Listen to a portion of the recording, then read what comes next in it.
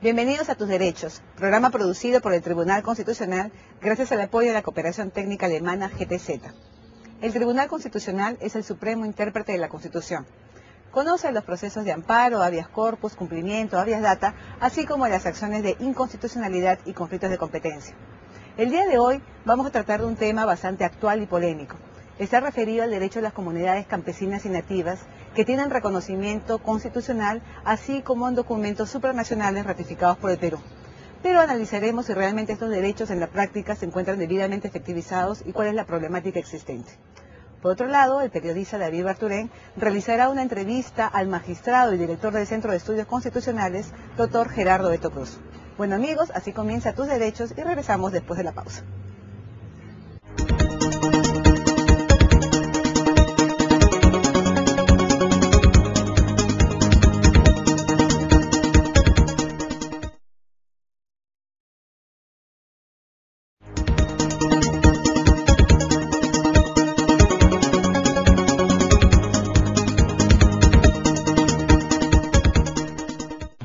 Regresamos con Tus Derechos, programa producido por el Tribunal Constitucional gracias al apoyo de la cooperación técnica alemana GTZ. En esta oportunidad vamos a tratar de un tema bastante interesante, muy en boga en los últimos tiempos, y está referido al derecho de las comunidades campesinas y nativas. Como bien sabemos, la Constitución reconoce a estas comunidades existencia legal como personería jurídica, autonomía en su organización, les reconoce el derecho al libre uso de sus recursos naturales e inclusive sus autoridades tienen facultades jurisdiccionales, es decir, que pueden resolver los conflictos que se surjan en el interior de sus comunidades, de sus tierras, salvo que se vulneren derechos fundamentales. Si bien es cierto, nuestra Constitución reconoce todos estos derechos, en la práctica estos han sido ejercidos por estos pueblos campesinos y nativos. ¿Cuál es la problemática existente al interior de los mismos? Para tratar de este y otros temas contamos con la presencia de dos destacados especialistas, el doctor José Carlos Vicapoma, asesor de alta dirección del INDEPA, y el doctor José Luis Caro, abogado especialista en pueblos indígenas. A ambos les damos la bienvenida al programa. Gracias. En los últimos días, el presidente de la República ha pedido perdón a los miembros de las comunidades afroperuanas por la exclusión que durante muchos años han sido inmersos, están incluidos. Esto no solamente está dado para las comunidades afroperuanas, sino las comunidades campesinas y nativas, y creo que un claro ejemplo ha sido lo sucedido en los últimos tiempos en Bagua, ¿no? Doctor Vicapoma, ¿qué opinión le merece? ¿A qué se debe esta exclusión si la Constitución les reconoce derechos? Creemos que el Estado, para el caso del Perú, requiere de estos gestos, que son gestos políticos, por el que se motiva como ejemplo la inclusión.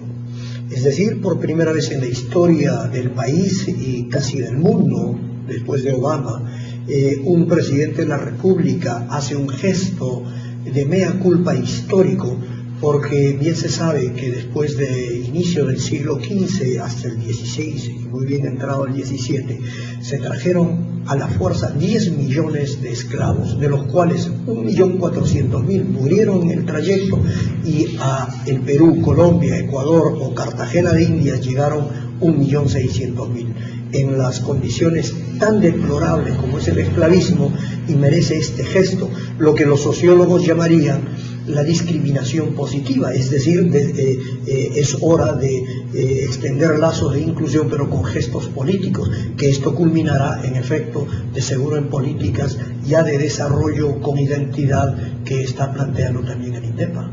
Ahora bien, esta exclusión no solamente es de las comunidades afroperuanas, ¿no? Las comunidades campesinas y nativas también se han sentido alejadas un poco del Estado peruano, han sido excluidos. Diríamos que el tema de los nativos amazónicos y los andinos es otro, porque no nos olvidemos que la columna vertebral de la cultura prehispánica era básicamente andina, y hay legado cultural todavía fuerte, y también en el mundo amazónico. Si bien después de recién entrada en el siglo XX, a mediados de 1950, con las carreteras de penetración hacia nuestra Amazonía se busca la inclusión, pero el tema es otro. En el caso del mundo afro o la diáspora africana, sí ha habido un sometimiento tal. Lo que más bien diríamos es que en el mundo andino hay un resurgimiento, un sentido de identidad reconocido constitucionalmente, sí, Y entonces es tarea de las entidades desde el Estado y las otras de la civilidad buscar su desarrollo, pero el tema es muy distinto. Muy distinto. Doctor Caro, en su condición de especialista en derecho de los pueblos indígenas, ¿qué opinión le merece esta situación de los pueblos amazónicos, de los nativos? ¿Existe alguna diferencia con el tratamiento que quizás se le ha dado a las comunidades afroperuanas? Bueno, Gabriela, muchas gracias por la invitación. Dos cosas muy puntuales. La primera de ellas es que considero que el fenómeno o el tópico indígena debe de ser abordado transversalmente a la hora de, si se quiere hacer un análisis correcto, oportuno del mismo. ¿Por qué digo transversalmente? Porque con lo que dice José Carlos hace unos minutos se ha referido muy bien en el sentido de que el Poder Ejecutivo ha dado una señal de una suerte de medidas que van a aterrizar en políticas favorables a los pueblos indígenas del Perú. Más allá de eso, creo yo que lo que se debe de requerir a la hora de analizar el fenómeno indígena, decía, es justamente ver el tema político, el tema económico, el tema social, el tema cultural de los mismos. Cuando José Carlos se refería al tema propiamente amazónico, eso me da pie para decirte, por ejemplo, que en el caso económico, las falencias económicas que se tienen con relación a los pueblos indígenas amazónicos radican, entre otros, en aspectos como el de el trato directo que existe entre una empresa extractiva y las comunidades indígenas de la Amazonía. ¿Por qué lo menciono? Porque una empresa extractiva que tiene el marco legal para ingresar y realizar etapas, la etapa de exploración y posterior explotación de los recursos hidrocarburíferos, ¿no es cierto? Asumen una posición, una postura de tú a tú con las comunidades. Una vez que logran, ¿no es cierto?, ingresar a la zona, lamentablemente esa relación se ve mermada por situaciones que se alejan de una equidad en el sentido de la redistribución de la riqueza que se genera a partir de la explotación de recursos hidrocarburíferos, ¿no? El tema económico, el tema cultural, por ejemplo, el tema social, es un tema... Sí. El tema de la explotación de los recursos, indudablemente, y de exploración previa de los recursos naturales que están dentro de los territorios de las comunidades campesinas y nativas, está sujeto previamente a la consulta que se debe realizar a estos pueblos y de posterior derecho de participación de los mismos, ¿verdad, doctor? Claro. Habría que distinguir para el mundo amazónico dos elementos sustanciales. La población indígena, bueno, si bien es un constructo histórico a partir de una equivocación en 1492, sin embargo, ya la antropología ha desarrollado dos tipos de poblaciones indígenas para el Perú. Poblaciones indígenas en comunidades nativas debidamente reconocidas y poblaciones indígenas en aislamiento voluntario o contacto inicial. Lo cierto es que como Estado, en el Perú se vive un par de décadas de desarrollo de la normatividad legal de avanzada. Nosotros que hemos estado en varios foros internacionales, sabemos que la ley de creación del mismo INDEPA, como la representación indígena en el más alto nivel del Estado, o también las leyes de protección de las poblaciones indígenas, la 28736, y otras como la de política de la inclusión en el decreto 027, dicen del compromiso del Estado respecto a ellas. Pero vamos al tema, cuando se dice ¿qué hay del papel del Estado respecto a la política extractiva? Lo cierto es que hay una presión de las normas supranacionales que obligan a que las empresas que intervengan en la explotación de recursos hidrocarburíferos tengan que dar compensaciones especiales a esas poblaciones y obligan a que los estados protejan a estas poblaciones. Por eso es que en el lote 88 está Camisea, pero a la par está un pueblo en aislamiento voluntario como es Cuba, Pacori, Nahuananti. Y a decir verdad, hay un gran cuidado del medio ambiente que ha permitido que ese lote 88 sea explorado en escasos 180 metros, porque hay metodologías especiales para preservar esta población. Esto no invalida que también hay algunos mecanismos de descuido de otras empresas, no voy a mencionar el nombre, pero que sí ha habido derrame incluso de mercurio, para lo cual el Estado, a través nuestro del INDEPA, ha ejercido la fuerza para las compensaciones. Por decir, hay una compensación de Plus Petro para el caso de Camisea de 1.800.000 a favor de estas poblaciones indígenas en aislamiento, que está esperando su regulación, en la que estamos trabajando para implementar con las poblaciones que son las colindantes o de zonas de amortiguamiento. Ahora, permítanme, primero vamos a tratar de ordenarnos para que la ciudadanía entienda un poco mejor el tema. Los temas de exploración y explotación de los recursos naturales que están dentro de los territorios de las comunidades campesinas y nativas están previamente sujetos a una consulta que se debe realizar a estos pueblos. En teoría.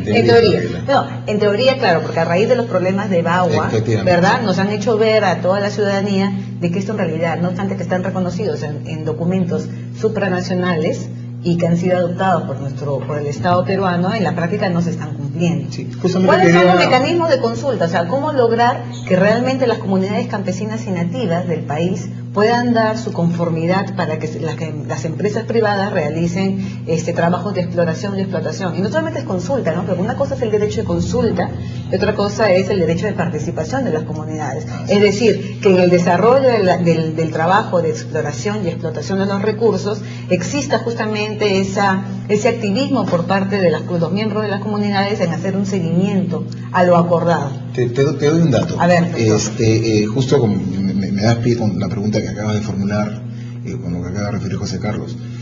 En el Perú, el convenio 169 de la OIT es ley peruana desde el año 95. Sin embargo, la falta de reglamentación del mismo hace que no sea viable ejecutarlo convenientemente.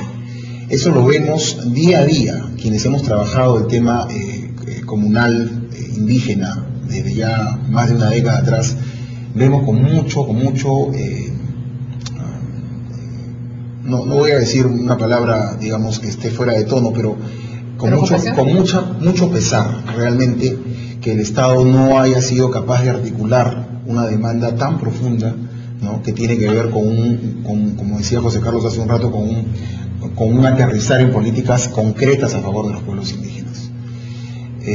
Considero que nosotros los peruanos tenemos muchas leyes, tenemos un ordenamiento legal inclusive en el que sobran las leyes, pero lamentablemente cuando se trata de ponerlas de manifiesto existen muchos grupos de interés, muchos grupos de presión, no solamente internos sino también externos, que imposibilitan que las comunidades tengan la retribución que les corresponde, ¿no?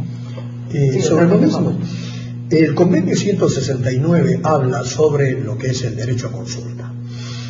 Parece ser que no hemos entendido que esto es un mandato supranacional, es un manto. Alguna vez hemos estado en discusiones sobre este tema. Es necesario reglamentar un convenio que es un tratado internacional. Algunos dicen sí y otros no, porque incluso los mismos representantes de los pueblos indígenas dicen sí, pero ¿quiénes son ustedes? Es el legislativo, el poder legislativo para reglamentar esto, que debiera emerger más bien como una voluntad natural de los pueblos. Hay un avance, en efecto. Hay un decreto supremo 012/2008 del Ministerio de Energía y Minas, que es la participación en los procesos de exploración y explotación. Antes de todo se convoca a las poblaciones, el INDEPA participa en ellas y se dice cómo está el estudio de impacto ambiental. Eso es un avance, perfecto. Pero también el Estado, con o sin mea culpa, lo cierto es que hay una legislación de avanzada que ha permitido que hoy estemos sentados todos en una mesa, representantes indígenas, organizaciones de la civilidad, el clero y el Estado, discutiendo justamente en una mesa sobre el derecho de consulta. Es la mesa número 3 que está evacuando un informe consensuado con las organizaciones indígenas para hacer propuestas al legislativo. Y alguna vez se tenga una reglamentación, pero no en el sentido de que sea un corsete que nos ajuste y nos aprisione, sino más bien que permita que la creatividad o particularidad de nuestros pueblos amazónicos, porque bien sabe el doctor Caro, con el trabajo que ha hecho entre los ayánicas, o entre los piros, o entre los aguajún, hay una diferencia y tiene que el derecho de consulta tiene que respetar esa identidad cultural de cada pueblo. O sea, no puede haber una ley o un reglamento que nos diga, bueno, el derecho de consulta en términos genéricos para todos los pueblos indígenas, campesinos y nativos va a ser porque indudablemente tiene que haber un respeto a la identidad cultural de cada uno de los pueblos. Claro, y eso mismo, entonces, pero más aún, Nosotros hicimos la consulta a la Comisión Especializada en Interpretación de la OIT sobre el convenio 169, el derecho a veto. ¿Hay derecho a veto?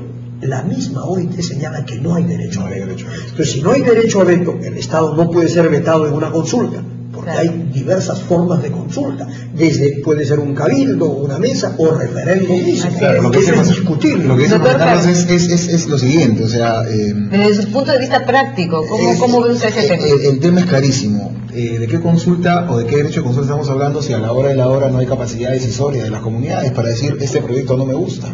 Claro, entonces eso es lo que hacia dónde se avanza. Déjeme terminar. Si no hay entonces ese derecho de consulta, a donde se busca, y está planteado en los resultados de esta mesa número 3, que acaba su trabajo este 26 de diciembre, y de ahí vamos a tener novedades que busquen el equilibrio. Se busca el consenso, es decir, a través de la información el Estado hará el esfuerzo por buscar el consenso y las organizaciones indígenas a la vez buscar también ser escuchadas, y que también haya madurez en entender que si no hay inversión, incluso con los recursos que benefician nuestras poblaciones amazónicas, no podremos cubrir el desarrollo que tanto ansiamos. Doctor Caro, dentro de su trabajo de investigación y de campo con relación al tema de los asuntos indígenas, ¿cuáles creen ustedes que deberían ser los puntos que deberían tener en cuenta al momento de desarrollar ese derecho de consulta?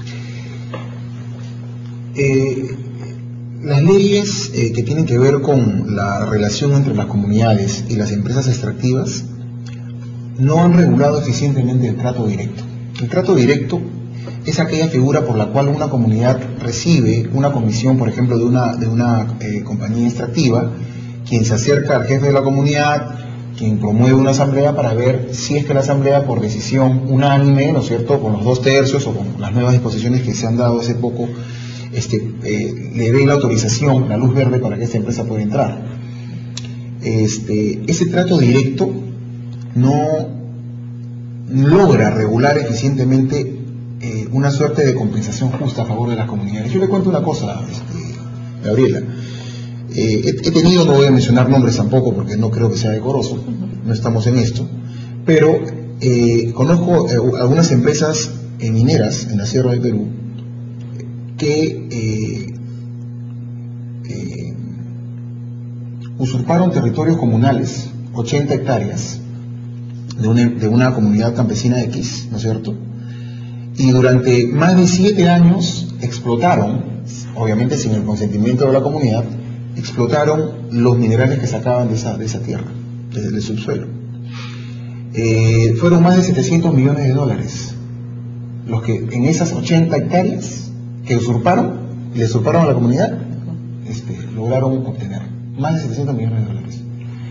Cuando la comunidad se levanta y les dice ¿qué pasó? ¿No es cierto? ¿Qué pasó acá? Pide la retribución. Pide la retribución justa, les dan como compensación la pintura del local comunal, un tractor y un sistema de irrigación de un andén que no medía más de 4 o 5, digamos, metros no, perdón, estoy hablando más de 500 metros de longitud. Esa fue la única competencia. Yo le pregunto al público que nos está mirando desde sus pantallas, ¿eso es regular eficientemente el trato directo entre la relación entre las comunidades campesinas, en este caso, y las empresas extractivas? Obviamente la respuesta cae de madura, no. Lo que el Estado, creo yo, desde mi posición debería hacer es regular un sistema efectivo de compensación, un costo-beneficio a favor de los pueblos indígenas.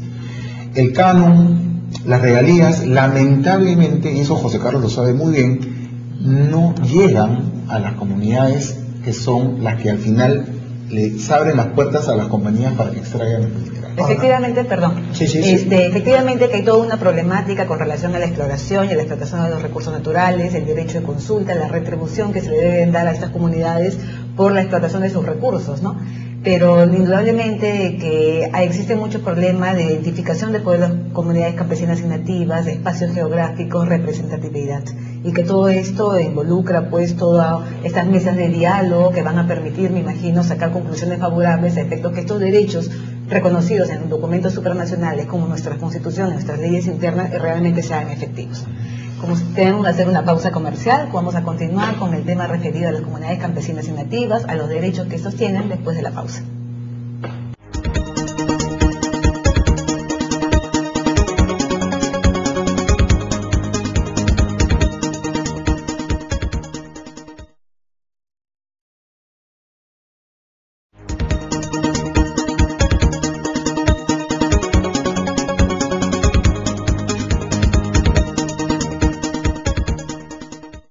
Continuamos con tus derechos, programa producido por el Tribunal Constitucional gracias al apoyo de la Cooperación Técnica Alemana GTZ. El día de hoy estamos tratando el tema referido al derecho de las comunidades campesinas y nativas.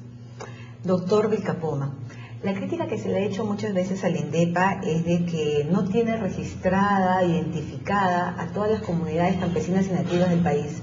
No todas se han constituido como personas jurídicas. Un problema adicional es de que no sabemos cuál es el espacio geográfico de cada una de estas comunidades campesinas y nativas, pues se han presentado muchos casos en los que se alega superposición de territorios. Y eso, solamente trae a colación un tema que me gustaría conversarlo con ambos, y está referido a la representatividad de las comunidades campesinas y nativas. Si como Estado, como empresa, en la que yo quiero explotar determinados recursos en un espacio geográfico perteneciente a las comunidades, ¿con quién tengo que dialogar? ¿Quién tiene la legitimidad en representación de esa comunidad para iniciar ese derecho a consulta y posterior seguimiento a los acuerdos a través del derecho de participación? Habría que distinguir dos aspectos. Primero esa crítica al INDEPA creo que sería injusto si es que lo hay, respecto a que no tenemos registradas las comunidades, porque ni el Ministerio de Agricultura, ni COFOPRI, ni el anterior Programa Especial de Titulación de Tierras, el PET, tenía registradas las comunidades, por una sencilla razón, de que hay alrededor de 5.800 comunidades con algún tipo de reconocimiento, de los cuales están reconocidas cerca de 5.000. Quedando pendiente 1.800 comunidades o 1.600 comunidades que están en trámites de reconocimiento. Pero ¿por qué es el problema? Porque simple y llanamente hay la necesidad de reformular el sentido de comunidad. Muchas de ellas, producto del proceso de migración. No nos olvidemos, el último censo arroja 71% de la población total del país está en las zonas urbanas y el resto solo en las zonas rurales. Entonces, ¿de qué comunidades estamos hablando en algunos casos? Lo cierto es que esta es tarea ahora de COFOPRI. Nosotros como INDEPA tenemos una unidad de territorio que hacemos el seguimiento y el tratamiento. Pero a esto se suma que el integramiento en muchos casos de nuestras comunidades es más una reivindicación figurada. Yo he estado en varias zonas en mi condición de antropólogo también, en el que hay litigio de una comunidad respecto a otra, casi simbólicamente. Y le digo, ¿por qué están discutiendo y por qué pelea? Es por los pastizales, pero si no hay pastizales, sí, pero antes había, y tampoco hay ganados. Entonces, el asunto es que el Estado ha emitido un decreto legislativo, no recuerdo el nombre, justamente facultando a COFOPRI por 4 años para resolver el problema de la titulación. Sin embargo, esta está siendo cuestionada porque a fin de cuentas pasará todavía el tamiz de la consulta a nuestras poblaciones y de allí en adelante ojalá se resuelva. Pero este es un tema en verdad latente y pendiente, por el que más bien debemos sumar esfuerzos todas las entidades involucradas. Doctor, claro. ¿Qué opinión le merece esta problemática? Superposición de tierras, representación. Sí, justamente, en efecto, el derecho de consulta, según el convenio de la OIT, debe de reunir varios requisitos. El derecho de consulta la consulta tiene que ser libre, informada, ¿no es cierto? Y consensuada con las propias comunidades. Previa. De acuerdo. Entonces, bajo ese marco, el tema de la delimitación territorial que existe o no entre dos comunidades a las cuales se les tiene que consultar queda en segundo plano, porque el convenio 169 establece que no solamente es la comunidad comprometida a la que se le debe consultar, sino también a las zonas aledañas. No es que simplemente se le consulte a la comunidad X, la cual no ha delimitado, digamos, judicialmente o registralmente su territorio, sino a todo el espacio geográfico que colateralmente va a sufrir alguna consecuencia. Y justamente a raíz de este comentario que usted hace, me hace recordar una sentencia del Tribunal Constitucional peruano, ¿no?, que justamente hace referencia al derecho a la consulta de los pueblos no contactados. Entonces, ahí no tenemos con quién hablar, o sea, no tenemos un representante ni una comunidad constituida jurídicamente como persona jurídica, y justamente lo que usted hace referencia es que hay que buscar el consenso y la consulta con las comunidades aledañas a la misma. Justamente los pueblos no contactados son eso, claro, no contactados. Y al no ser contactados es prácticamente imposible hacerles ningún tipo de consulta. Sin embargo, existen las zonas de amortiguamiento, existen las organizaciones indígenas de base, que son las llamadas a, digamos, articular la demanda del Estado y los derechos de los pueblos, en este caso en aislamiento voluntario. Claro, porque aun cuando se encuentran en aislamiento voluntario no significa que se encuentren ajenos al ejercicio de cualquier derecho, ¿no? Claro, y lo que habría que distinguir es eso, precisamente lo que acaba de decir. Si bien son poblaciones en aislamiento voluntario o contacto inicial, son los pueblos que en algún momento, después de tenerlo, por acción de terceros, madereros ilegales o empresas extractivas, ilegales o no, se han replegado monte adentro. Y las de contacto inicial, las que sin tenerlo, como el caso de los machos, los pido, que todavía en la zona de Madre de Dios van tomando contacto. Pero ¿a dónde vamos? No debemos conceptuar que estos son, pues, parte de un museo anquilosado que no tienen movilidad social. Más bien, algunas, como las de Serjali, tratan de entrar a la economía nacional y a buena hora, con la libre determinación que le garantiza no solo la Constitución, sino que también quieren ser en algún momento alguna comunidad.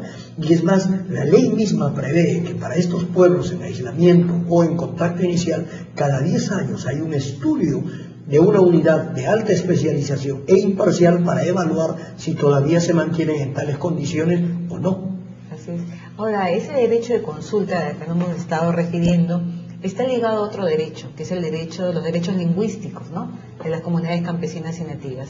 ¿Qué pasa si una empresa quiere realizar un trabajo de exploración y explotación, pero todos los documentos se los presenta en idioma castellano y los miembros de esa comunidad no hablan castellano? ¿Cómo logramos esa inserción, que esa consulta realmente sea efectiva, ¿no? Tiene que haber un trato de par a par y en el mismo idioma. Sí, y la pregunta la amplío un poquito más y de repente le doy pie a José Carlos también para que amplíe su respuesta. La pregunta podría ampliarse en el siguiente sentido: ¿cómo podemos regular el hecho de que las empresas, con una serie de profesionales que tienen detrás suyo, ¿no es cierto?, van y negocian una servidumbre de paso, van y negocian una concesión, ¿no es cierto?, en territorio indígena? O sea, pues, no sé si me captan la idea.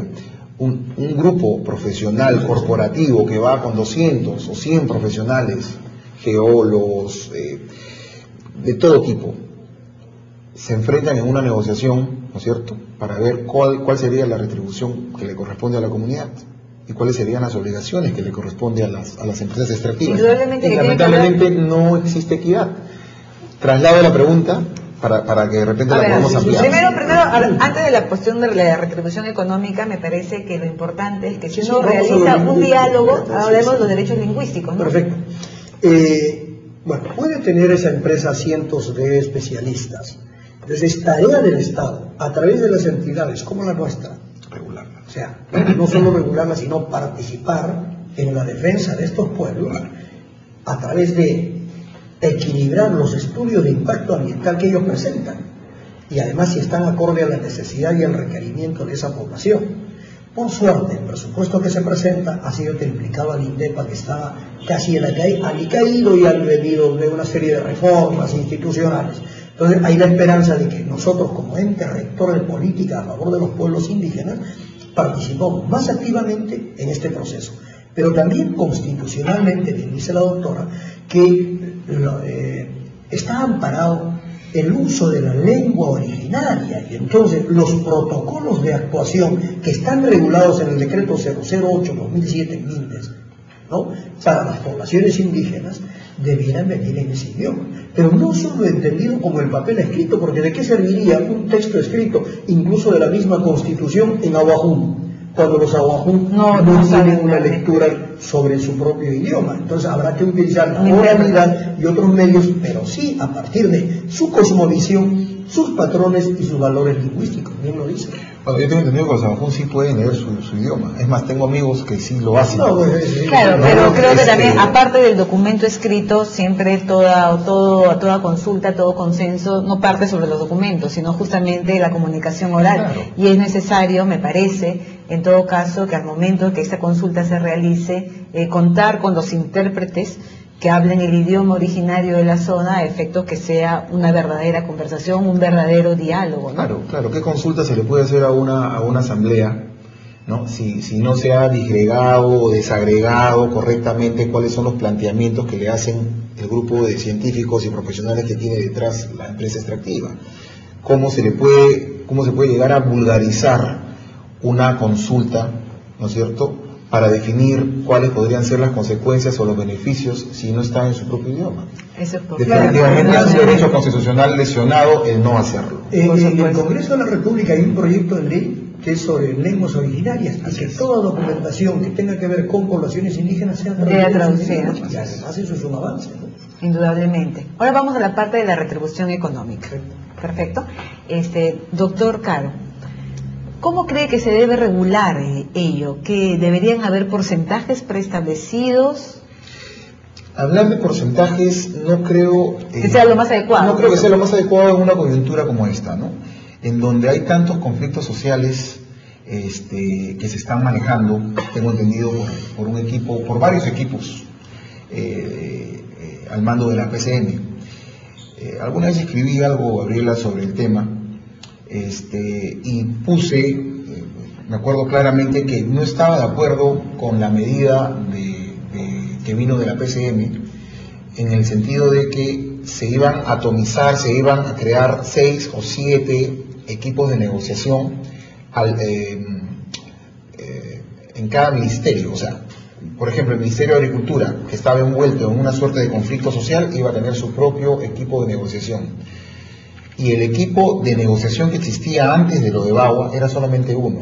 Entonces, lo que siempre me pregunté fue cómo es posible que si ni siquiera con un equipo de negociación se pudieron hacer las cosas eficientemente, ahora se vaya a atomizar en 7 equipos de negociación u 8, dependiendo de en qué grado o en qué medida cualquier ministerio pudiera estar involucrado en el conflicto social.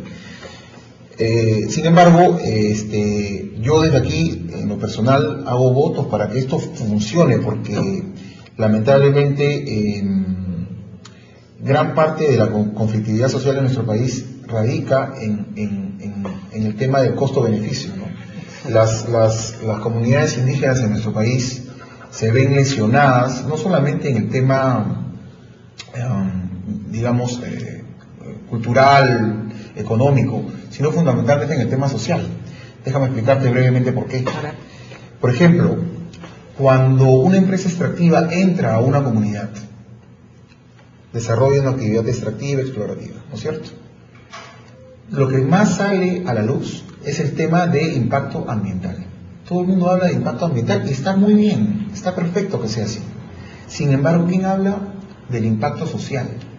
¿Quién habla de cómo se va perdiendo proyecto tras proyecto la identidad cultural de las comunidades indígenas de nuestro país? ¿Quién ha hablado de eso? ¿Quién ha hablado sobre los cambios de los sistemas de redistribución económica que existían en las comunidades antes que llegara una empresa extractiva? Está bien, la modernidad es muy buena, pero si tú no la apoyas con el know-how, con el conocimiento que tienen, culturalmente hablando, a nivel de biodiversidad inclusive, por parte de las comunidades, creo que estamos perdiendo un valor agregado valioso y que podría ser un caldo de cultivo positivo para desencadenar una serie de propuestas positivas, reitero, a favor de la no conflictividad de nuestro país. Doctor Caro, finalmente tenemos algunos minutos nada más para tratar ese tema. La compensación económica está dada en algunas normas ya, el canon, las regalías, pero esto nos debe llevar a preguntarnos, no como un mecanismo genérico, sino que, ¿qué de las regiones? ¿Acaso las regiones no están recibiendo una gran cantidad de dinero que ni siquiera pueden ejecutar porque faltan técnicos o porque priorizan lo político y en qué zona tienen mayor caudal electoral pensando en las próximas elecciones y no en el desarrollo de la zona? ¿Qué de los gobiernos locales que también abandonan a sus comunidades, que pueden tener la riqueza del caso y que muchas veces también priorizan solo lo político? Entonces, vayamos a que también ellos, o sea, los gobiernos regionales, los gobiernos locales, tienen responsabilidad en canalizar esta regalía o el debido cargo. Ahora, es más, estamos en la mesa número 4 discutiendo el tema del Plan Nacional de Desarrollo de la Amazonía.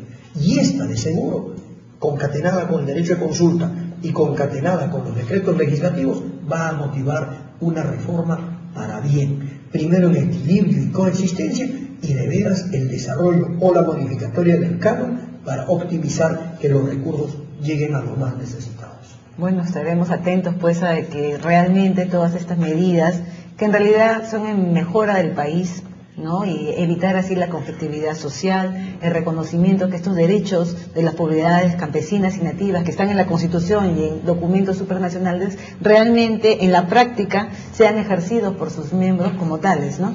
Y además, como dice el doctor Caro, hay en estas comunidades, producto precisamente de la posmodernidad o la globalización, se han encapsulado y se preservan una infinidad de conocimientos colectivos, de ritualidad que conserva el equilibrio ecológico o de sabiduría como en la uña de gato o la mata o también el caucamo, que hoy es un boom para el mundo. Así es. Solamente quisiera para terminar dar una suerte de sugerencia, ¿no? Hay que hacer leyes, creo yo, a los legisladores que nos deben estar viendo seguro, hay que cumplir las leyes y fomentarlas no por lo que dicen, o sea, mejor dicho, por lo que dicen y no por lo que buscan. Lamentablemente hace un año y pico antes de Bagua, las cosas desencadenaron en un tremendo problema, ¿no es cierto?, sociocultural para el Perú, justamente a consecuencia de esto. Las leyes estuvieron mal interpretadas, las leyes estuvieron mal expuestas, las leyes estuvieron sin una capacidad de consulta previa. O manipuladas políticamente. Quienes querían captar un caudal y priorizaban su próxima campaña. Entonces, a lo que voy es que las leyes hay que seguirlas por lo que dicen y no por lo que buscan. No hay que confundir a la gente. Exacto. Hay que hacer pedagogía desde abajo. Y justamente este es un programa que tiene por objeto llegar a la ciudadanía, que la ciudadanía conozca los derechos de las comunidades campesinas y nativas, que conozca la problemática que están viviendo cada una de ellas. Quizás nosotros desde la ciudad, desde Lima, nos sentimos muy alejados de esa problemática, pero creo que Bagua, el problema sucedido en Bagua ha causado un hito. Nos ha permitido a todos abrir los ojos a esta realidad que se está presentando al interior del país con nuestros hermanos peruanos. Bueno, esperamos que este tema haya sido de interés de la teleaudiencia. Agradecemos la presencia de nuestros dos invitados al programa y continuamos con tus derechos después de la pausa.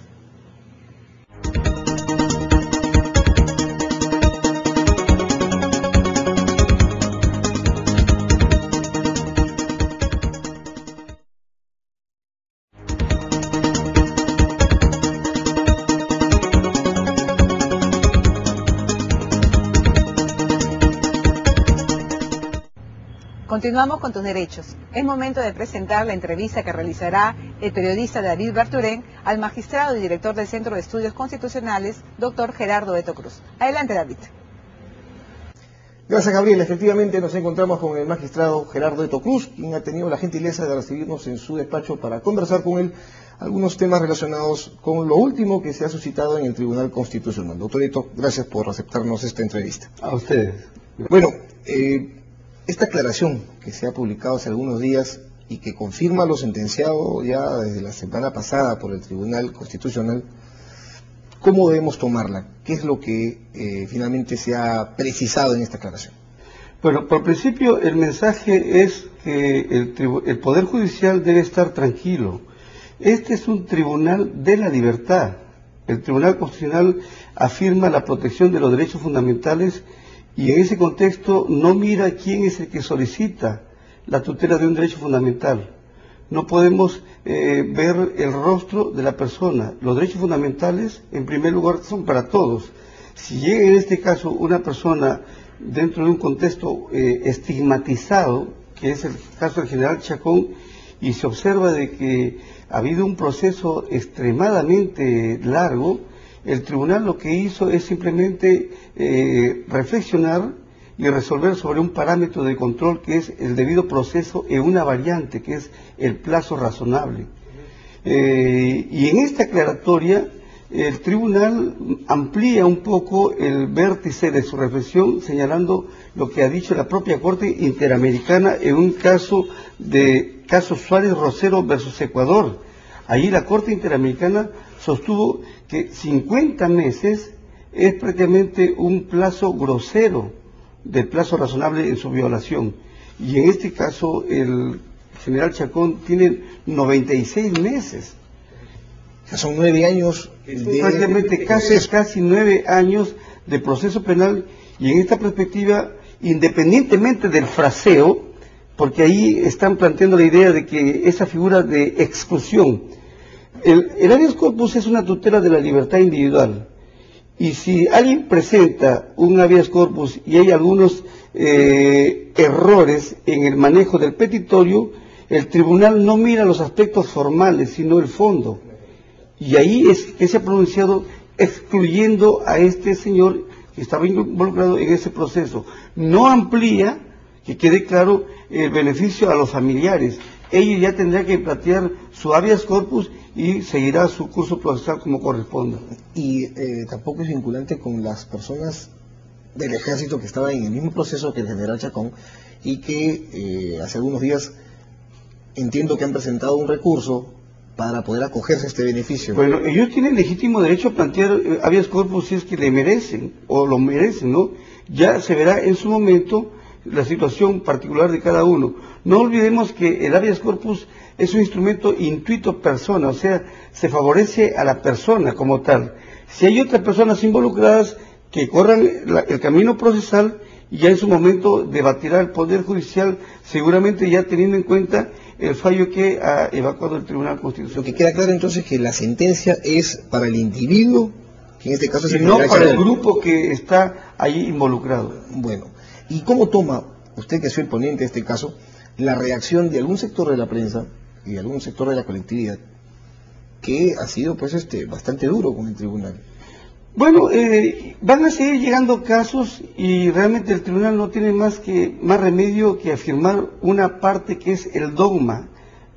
Los tribunales constitucionales del mundo tienen una cosmovisión mucho más amplia y profunda de lo que es el contenido esencial de la dignidad humana. Y en esta perspectiva, ahí yo deploro y exhorto a la prensa de que no califiquen en términos axiológicos o valorativos, porque si realmente va a haber un sector de la prensa que dice, bueno, estos que son corderos, a ellos hay que beneficiarles, y estos que son lobos heridos, no. Los tribunales constitucionales no ven rostros, sino simplemente la condición de la persona que solicita, y si le corresponde, se le otorga, ¿no? Entonces ahí ya en un sector de la prensa simplemente lo que está haciendo es asumir una perspectiva parcializada de las condiciones de este proceso. Desde luego el trasfondo del sistema de anticorrupción debe existir, pero el instrumental de la judicatura pierde legitimidad y el Estado en consecuencia pierde esa coercitividad si su situación se dilata y una persona sigue procesada tantos años, y eso ya pierde su credibilidad, su legitimidad. Y ahí prácticamente quien pierde es el Estado de Derecho, ¿no? Y ese es el mensaje que debe decírsele al Poder Judicial.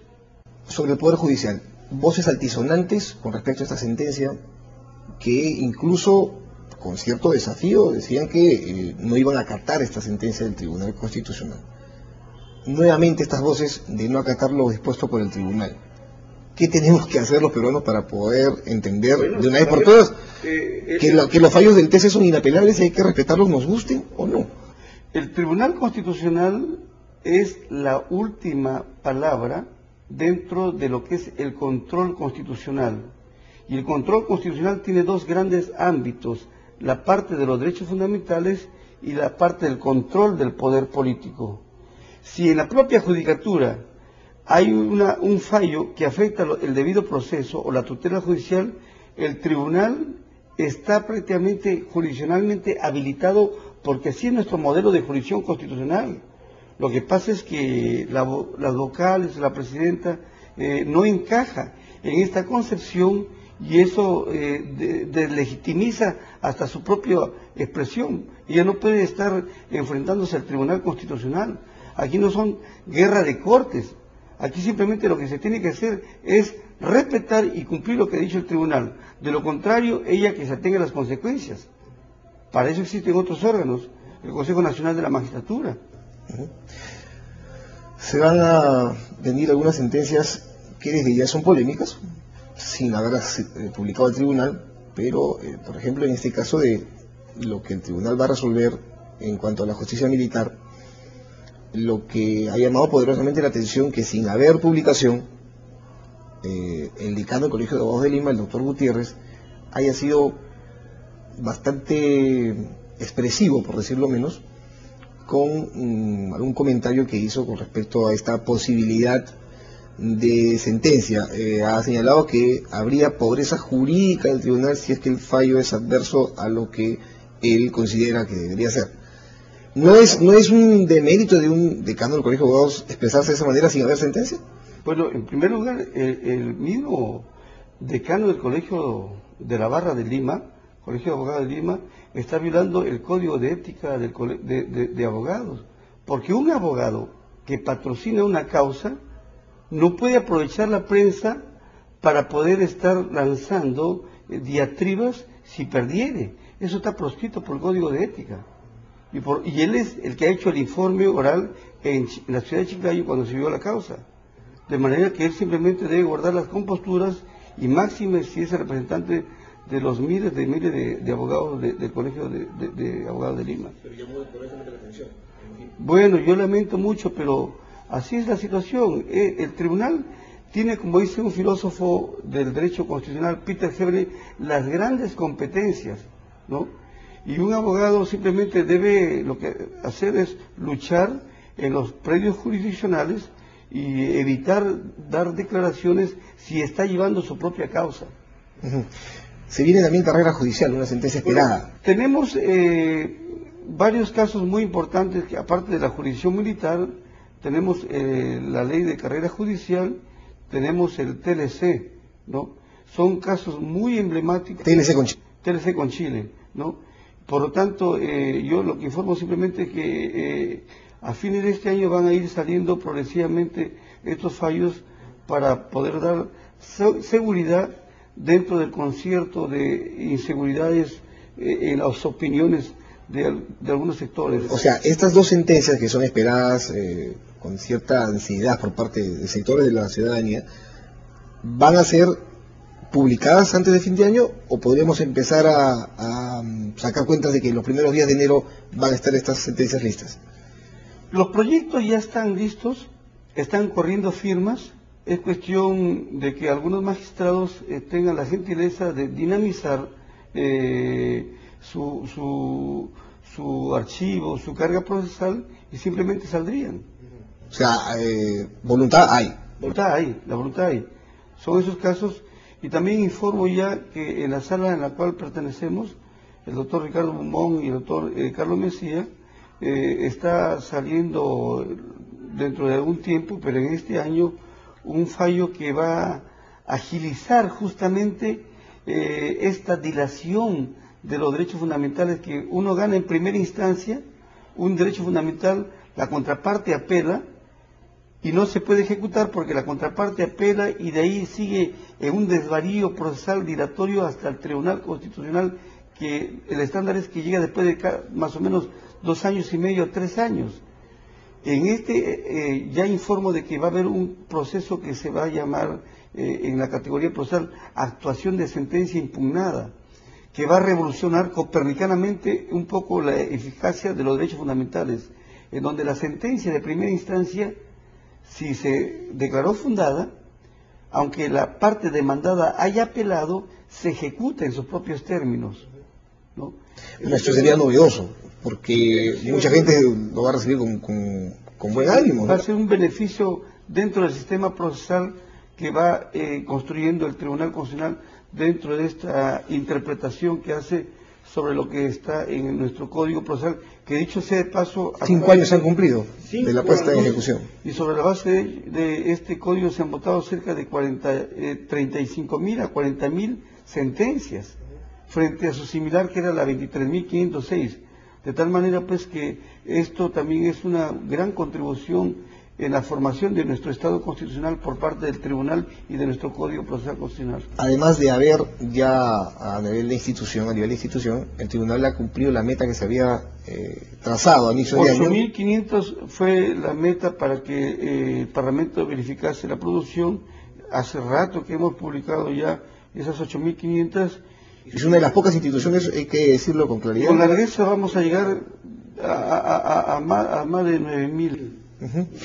Mencioné hace un momento lo del TLC con Chile. Es un tema muy delicado por la situación política, pero ¿cómo ha sido analizado? ¿Cómo se viene analizando el tema, sin adelantar opinión, por supuesto, con en el seno del Tribunal Constitucional? Han postulado la demanda, y rindo un homenaje a la memoria del congresista Juvenal Ordóñez, que ha fallecido lamentablemente. Es un gran vacío, un gran señor que ha venido justo a este despacho a enterarse cómo va. Él fue, para que la gente lo pueda entender, el abanderado de la demanda. Suscribió la demanda, él fue el que suscribió la demanda en representación de los parlamentarios, y simplemente lo que se está haciendo es debatir, porque esto tiene un impacto no solamente nacional, sino en las relaciones bilaterales con nuestro país vecino Chile.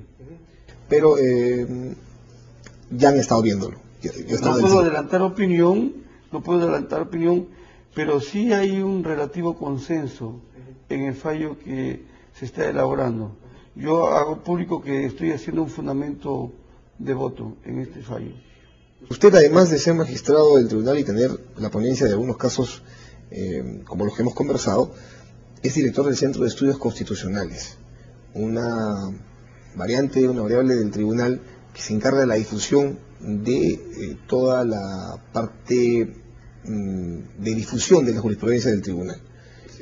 ¿Qué se ha venido desarrollando en el SEC, doctor? A lo largo de todo este año se han venido publicando varias investigaciones, inclusive de académicos internacionales, y por ahora este año nos hemos pertrechado a Lima para desarrollar cursillos, diplomados, básicamente para los fiscales y los jueces. Los fiscales en estos momentos intervienen en temas de procesos contenciosos administrativos, lo que antes era nuestro amparo laboral o previsional, ¿no? Y los jueces de contenciosos administrativos vienen recibiendo información sobre el desarrollo de la jurisprudencia en estas materias de pensionables, ¿no? Materias que son previsionales, ¿no? Y lo más probable es que estemos cerrando ya con otros eventos. Acabamos de terminar un evento muy importante sobre el aniversario de los 5 años, y el próximo año lo que queremos es desarrollar presencia del Centro de Estudios Constitucionales a nivel de los demás departamentos que hemos ido a lo largo de toda esta dirección, y también realizar ya esta vez coordinaciones a nivel internacional para darle un tratamiento sobre la presencia del desarrollo de la jurisprudencia de la Corte Interamericana, por ejemplo, o del Tribunal de Estrasburgo, y seguir también la línea de investigación. Realmente es un trabajo discreto, silencioso, pero efectivo para los demás operadores del sistema jurídico. Sobre todo porque hay capacitación permanente para los fiscales, los miembros del Poder Judicial y los abogados en general, que pueden acudir a nuestra sede San Isidro para poder encontrar ahí la mejor forma de capacitación en temas constitucionales. Cualquiera puede, ver la página web del tribunal, y ahí está un enlace en el Centro de Estudios Constitucionales, y ahí se puede apreciar todo el desarrollo temático de los eventos habidos y por haber. Bueno, doctor Leto, muchas gracias. Le deseamos la mayor de las suertes para el próximo año, y esperemos que la labor continúe como hasta ahora, con el mayor ahínco que usted le pone siempre, y lo digo porque conozco su trabajo, a estos temas que tanto compromiso generan en el país. Muchas gracias a ustedes. Regresamos contigo, Gabriela. Adelante. Bueno, amigos, hemos llegado al final del programa Tus Derechos, producido por el Tribunal Constitucional, gracias al apoyo de la cooperación técnica alemana GTZ. El día de hoy hemos tratado un tema bastante polémico e interesante. Ha estado referido al derecho de las comunidades campesinas y nativas. Asimismo, hemos escuchado la entrevista realizada al magistrado y director del Centro de Estudios Constitucionales del Tribunal Constitucional, doctor Gerardo Beto Cruz. Esperamos que los temas tratados el día de hoy hayan sido de su interés, y nos vemos la siguiente semana.